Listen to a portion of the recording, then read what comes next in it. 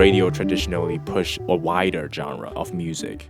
At a festival that is mass appealing, it's easy for people to know every headliners and all the acts there. But I think that model is becoming more difficult because the way people listen to music is slightly changed. Welcome to Tech in the Arts, the podcast series hosted by the Arts Management Technology Lab at Carnegie Mellon University.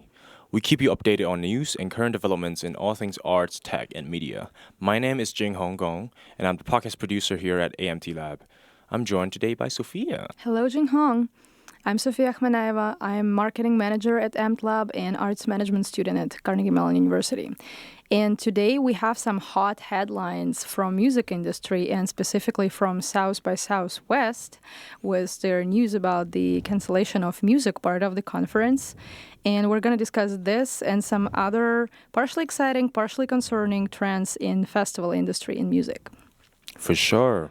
And Jing Hong actually went to South by Southwest this year. Tell us more about this. How was your feelings about the news and about the atmosphere this year? So, very interesting thing that you brought up, the headlines. Exactly 3 days ago, it was one day after the South by, and we just flew back from South by Southwest from Austin. And we saw this headline by The Hollywood Reporter. It says, South by Southwest, music is no more. And at that time, a lot of my friends were sending me that because they saw me at South by and they were saying, oh my God, there's no more music at South by Southwest. What is happening? And we went into the report and we saw basically the organizers saying there's a huge decline in the attendance for the music part of the conference. And they are considering a restructuring. But very interestingly, 2 days later, they changed the headline. So they just say, it clarifies the changes. They changed the headline of saying there's no more music because everyone was going crazy on all kinds of forums talking about, oh my God, there's no more music. And South by historically is a music festival. So this is the exact same report, the one that you're looking right now. They had an old title of saying there's no more music. Okay, yeah, I got it now. I wonder if South by actually asked them to do so. I definitely think so.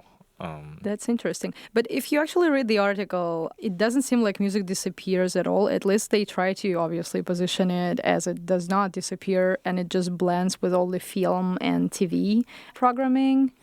How do you see it? How do you think it's going to actually de-emphasize the music or it's just going to rebalance the festival programming in a better way? So my personal experience coming back from South by, I think the main observation that I felt was I went to all these music shows. I went to Rema. I went to all these big artists showcases, and the attendance was I was expecting, just going into a super packed crowd, being squished exactly. But it was very kind of chill. It was quite comfortable, Me being a music enthusiast and going to all these shows, I would expect a crazy crowd. But unfortunately, I don't know.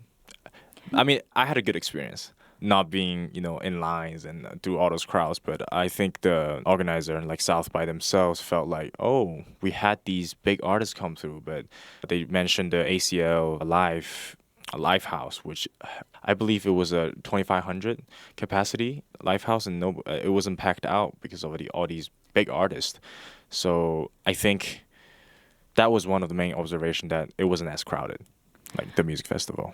I wonder why is it so? I mean, obviously, there is a there are several reasons for it probably, but I wonder if it's just because South by became industry event so much rather than showcase event or entertainment event, because I feel like the conference part of the music itself is not really very rich. It's mostly concerts, right?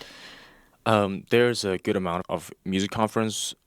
My cohort and I, we arrived a little late. We arrived at the second half of the music conference, so we got to go to a few of the panels and conferences, but compared to film and TV, I would say there's probably less. And also, just from attendance-wise, my friends who went the first half of the festival, who went for the film part, they were saying towards the end of the film part of the festival, the streets became empty. The last 2 days of their festival, it was just the hotel prices dropped, traffic was no more, and they could feel a decline in attendance as it goes into the music weekend. I don't know if there's a resurgence. I felt like, okay, there's a decent crowd, but I don't feel like it was too crowded or anything during the music part. I think it's a very illustrative example of what's going on with festivals in general over past, I wanted to say 2 years, but basically after pandemics. There are several parts to it, and I think the oldest narrative would be probably like gentrification that festivals bring, and specifically South by, when like Austin, like locals from Austin kind of hate this event. Yeah. But the newer trends include generational divide, basically. Right. Do you think it's connected to that, like, hey, this is the festivals used to be millennials thing with all the booze and like partying and stuff, and Gen Zs are not really into that anymore? In a sense, like there's in terms of like fan base, people are more attracted to the niche sound, or the music taste is more narrow.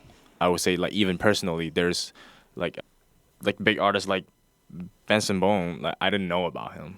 Oh, really? Yeah, it was crazy because my music selection was very catered towards another side, and his music just did not come through my channel of getting music. So a lot of these festival goers, they only know a part of the artist that goes there, might not even know every single headliner at the festival. So I think that can be an issue.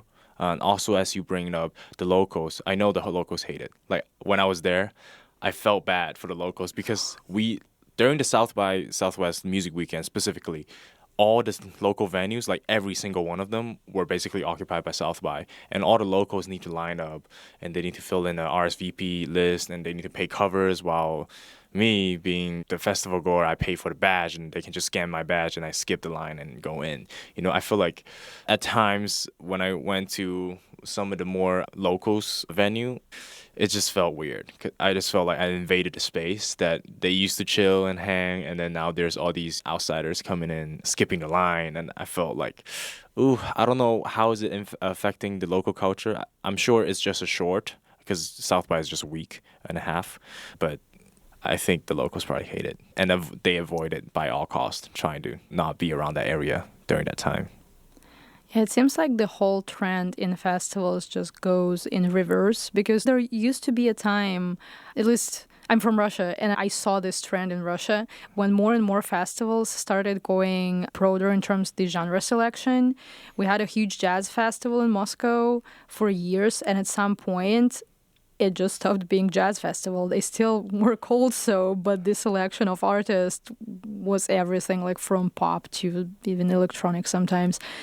And it feels like now it goes in reverse. People are less interested in this kind of salad of things, but also they're less interested because it brings the whole number of disadvantages for local communities. Okay. And we discussed before recording that all electronic music festivals are probably doing fine. They They were doing yeah. really well. I just went to one in Chicago last year. So. Yeah, exactly. And the same is probably true jazz festivals that keep some kind of loyalty to the genre in all its variety, but still, and probably folk music festivals or like any broader genre that is still kind of homogeneous, seems to do fine.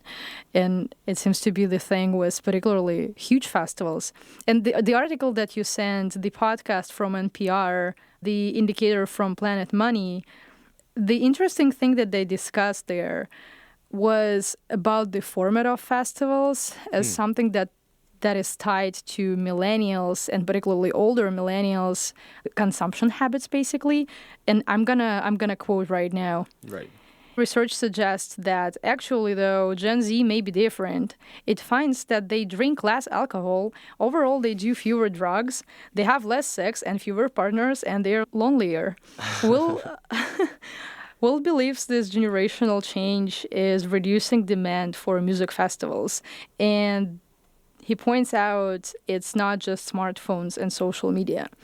What really touched me in this little paragraph is that it seems like the definition of the festival itself is an event for booze and crazy party and stuff. Right. Although it probably does not need to be so. What do you think about it? Like, is there any way to reimagine, reinvent the format? I think there's definitely way. Like from a health aspect, I think, ideally, not all youngsters gonna get on booze and cause all kinds of damage to their body. And I think they bring up millennials, but I also think a big thing they need to consider is that COVID took a big impact. The pandemic shut a lot of people in the house for basically 3 years.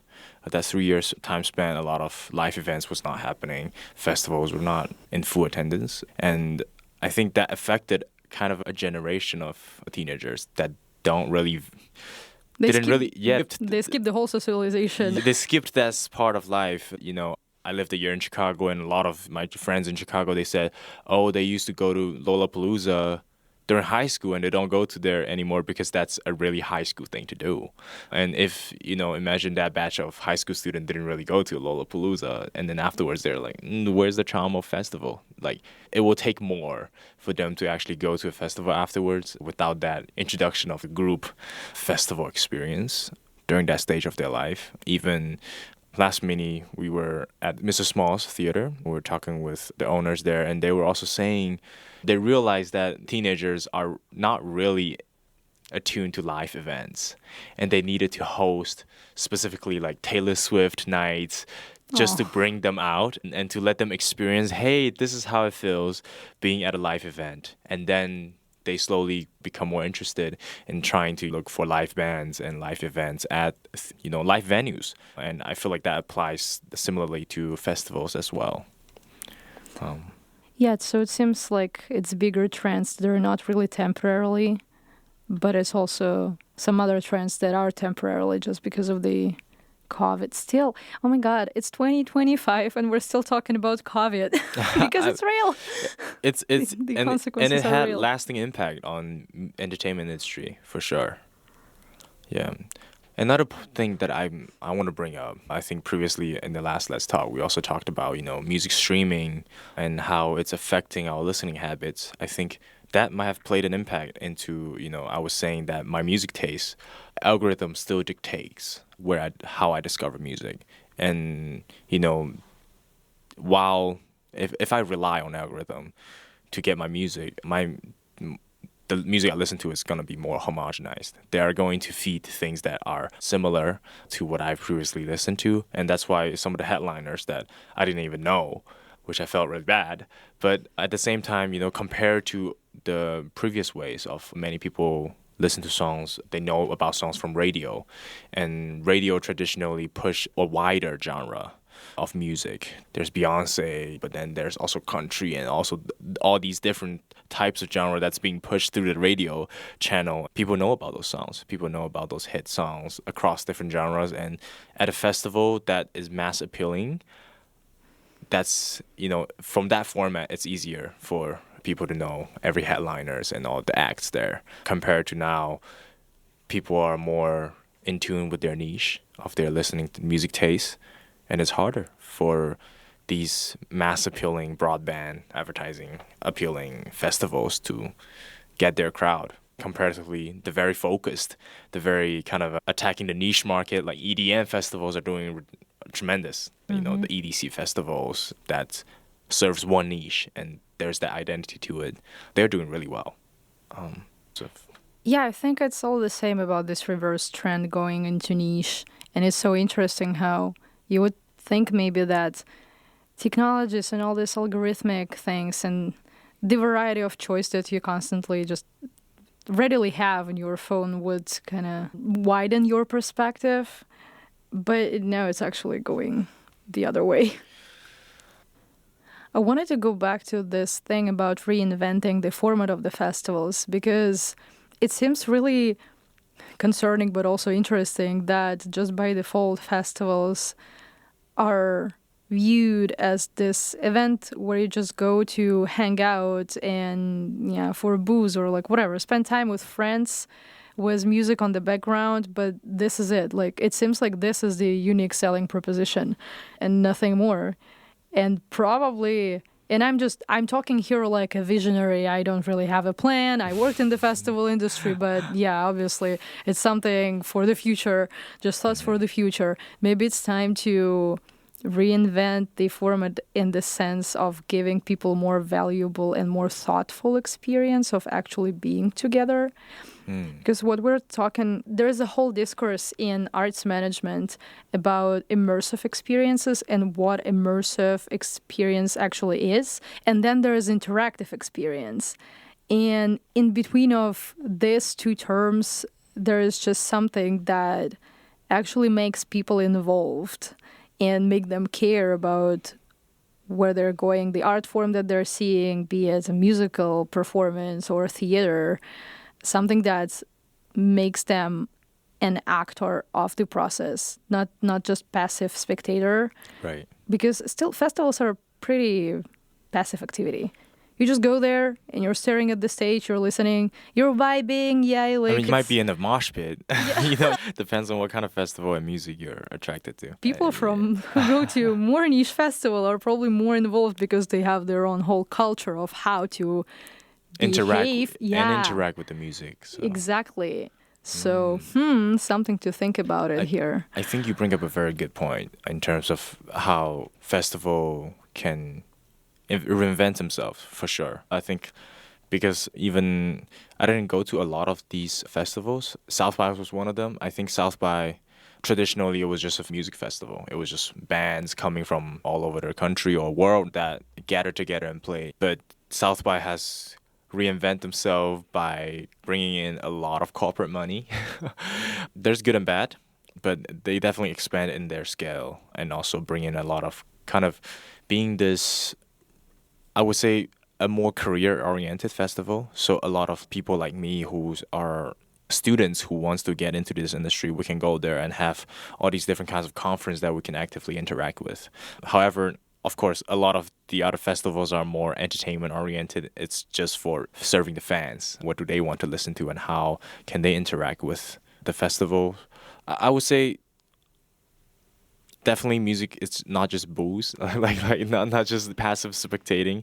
I think music itself is still really powerful. Like being blasted music, the subwoofers and how those vibration directly hits you in that scale at a festival, I think it's still quite irreplaceable. The experience of live music is quite attractive. I still think to a lot of people, if they were exposed to it, if the generation was exposed to it. No, I agree, yeah.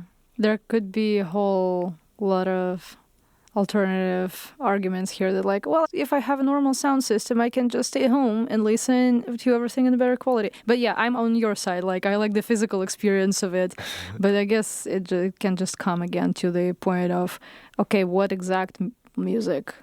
Like, and why would I like to go and pay that much money for specifically this lineup or like this collection of artists? I think it's true because in one of our classes, like managing disruption, we talked about the idea of bundling. That's with streaming platforms, but traditionally, I think all these festivals is a bundling service. They're trying to have as much music acts as possible at one place. You pay a flat fee going into this festival, and you don't need to go to every single artist, but they guarantee that they serve a wide genre of musical artists, and you will have someone you like on that lineup. But I think that model is becoming more difficult because the way people listen to music is slightly changed. I think this space is still interesting to see how these festivals evolve because a lot of them were canceling last year because of the high production cost and the risk that they need to put, the upfront cost of getting all these talents together, putting up the stage and basically setting up the whole thing. And sometimes if the ticket sales does not match the expectation, there's not much profit in it. And why would they do that? And also from the artist standpoint, a lot of them prefer just touring, just going to do a national tour at live houses where they can capitalize off ticket sales and also merch selling and do different pop-up events, gain more revenue from there. Compared to music festivals, if you're a small act, you basically pay for free. And sometimes you even pay to play at a festival just for exposure. So that model, I think more artists is more inclined to do their own thing if that makes them more money. So that's something to think about. Yeah, it's interesting to see how all these trends that are sometimes contradictory will evolve. Mm-hmm. Artists need festivals, but audience is kind of skeptical now. And festivals needs artists and audience, but it's not really profitable anymore. Yeah. Well, I definitely hope there's still more festival coming up. I really like the experience. Bundling is a great, economically, it's a great invention. It was great, at least for me, at a festival. I get to see so many acts and I get to connect with so many people and find so many friends compared to just, I go to one show and I only see a specific crowd. The charm is still there, and definitely looking forward to see how the live industry responds to all these changes. Yeah.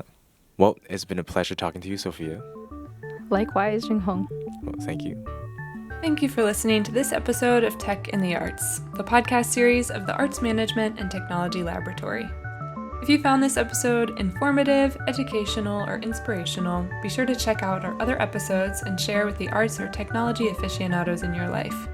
Check out our website at amtlab.org, that's amt-lab.org, or you can email us at info@amtlab.org. Follow us on Instagram at Tech in the Arts or Facebook and LinkedIn at Arts Management and Technology Lab. Our season runs from September through May, so feel free to follow us on your preferred podcast app. Thanks for listening.